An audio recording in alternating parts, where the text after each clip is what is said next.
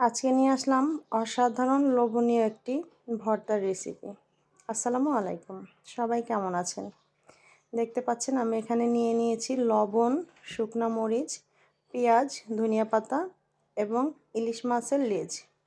হ্যাঁ, আপনারা এত সময় ঠিকই বুঝে গিয়েছেন যে আমি এখন ইলিশের লেজ ভর্তা বানাবো। এটা কিন্তু খুবই ভাইরাল একটা রেসিপি। আপনারা অনেকেই হয়তোবা খেয়েছেন মাওয়া ঘাটের ইলিশের লেজ ভর্তা। তো আমি ঘরোয়াভাবে যেভাবে করলাম, এখানে মরিচ, পেঁয়াজ আর ধনিয়া পাতা লবণ দিয়ে একসঙ্গে মেখে নিচ্ছি। তারপরে এখানে আমি একটু সরিষার তেল অ্যাড করে দিয়েছি।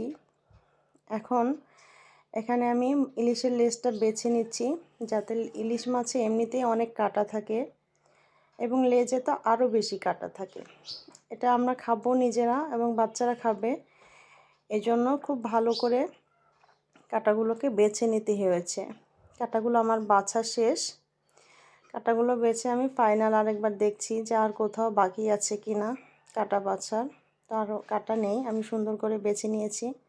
এখন আমি এটাকে মাছটাকে পেঁয়াজ মরিচের সঙ্গে খুব সুন্দর করে মাখিয়ে নিব। এই ভর্তাটা জাস্ট ওয়াও, অসাধারণ। আপনি একবার যদি খান আপনার মুখে লেগেই থাকবে।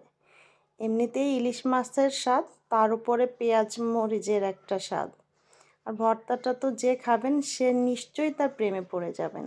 আমি তো আর লোভ সামলাতে পারলাম না, ভর্তা মেখেই আগে খেতে বসে গেলাম। আগে নিজে টেস্ট করে দেখি। যখনই এক গাল ভাত মুখে নিয়েছি মনে হচ্ছে মুখের মধ্যে স্বাদের বোমা ফুটে যাচ্ছে। মাশাআল্লাহ মাশাআল্লাহ, এত টেস্ট হয়েছে। আপনারা ট্রাই করে দেখবেন।